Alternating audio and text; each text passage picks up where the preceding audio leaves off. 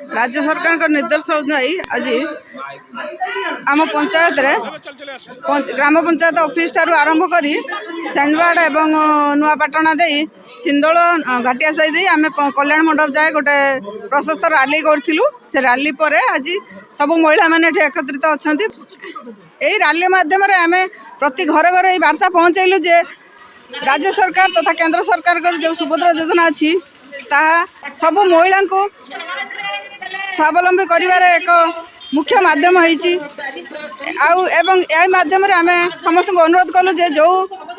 अर्थ राशि राज्य सरकार दौरान से अर्थ राशि की से माने कौन क्षुद्र शिल्प विनियोग करी निजक स्वावलंबी करातु ताकू अनेसेसरी कौन अलग अलग फंड ताकू अलग क्षेत्र में उपयोग न करंतु निजे स्वावलंबी हुंतु सहित आम गाँ आम पंचायत तथा आम ब्लॉक तथा आम राज्य को सुदृढ़ करंतु नारी शक्ति सबुठी सबुदिन सुदृढ़ हो रहू।